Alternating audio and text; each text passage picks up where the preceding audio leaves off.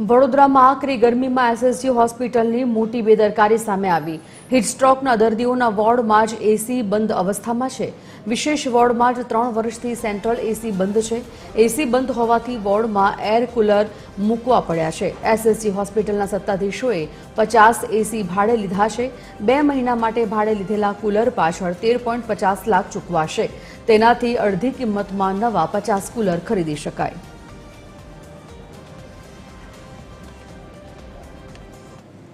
SSG hospital મધ્ય ગુજરાતની મોટી હોસ્પિટલ છે। અહીંયા ઘણા વિભાગો એવા છે જે અમારે એર કન્ડિશન નથી, તો આ ગરમીની સિઝનમાં અને તેમજ હીટવેવની આગાહી હોય તેવા સમયમાં અમારી હોસ્પિટલ દ્વારા દર્દીઓને હાલાકી ન પડે તે માટે અમે સગવડ કરતા હોઈએ છીએ। આ વર્ષે પણ અમે 50 કુલરના ઓર્ડર આપ્યા છે। વડોદરામાં પડી રહેલી આકરી ગરમીને કારણે રોજબરોજ લૂ લાગવાના કેસો વધી રહ્યા છે અને તમામ દર્દીઓ વડોદરાની સૌથી મોટી એસએસજી હોસ્પિટલમાં આવી રહ્યા છે।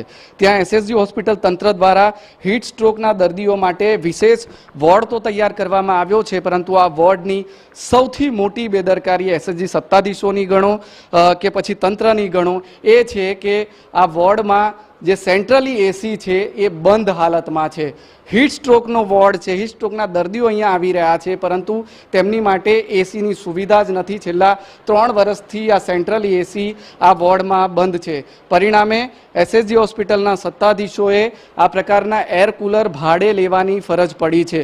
લગભગ 50 જેટલા એર કુલર એસએસજી હોસ્પિટલે ભાડે લીધા છે, જે હીટ સ્ટ્રોક સહિતના જુદા જુદા વોર્ડમાં મૂકવામાં આવ્યા છે। તેમાં કોન્ટ્રાક્ટરને એક દિવસનું એક એર કુલરનું ભાડું 450 રૂપિયા ચૂકવવામાં આવી રહ્યું છે અને 2 મહિના માટે આ એર કુલર ભાડે રાખવામાં આવ્યા છે। તેની પાછળ એસએસજી હોસ્પિટલ દ્વારા 13,50,000 રૂપિયા ચૂકવવામાં આવશે। નવાઈની વાત એ છે કે તેનાથી અડધી કિંમતમાં આ તમામ 50 એર કુલર ખરીદીને વસાવી શકાય છે, પરંતુ તેમ છતાં એસએસજી હોસ્પિટલ તંત્ર દ્વારા બેદરકારી દાખવીને લાખો રૂપિયાનો ધુમાડો કરવામાં આવી રહ્યો છે। કેમેરામેન જિગ્નેશ સોલંકી સાથે અમિત ઠાકોર, TV13 વડોદરા।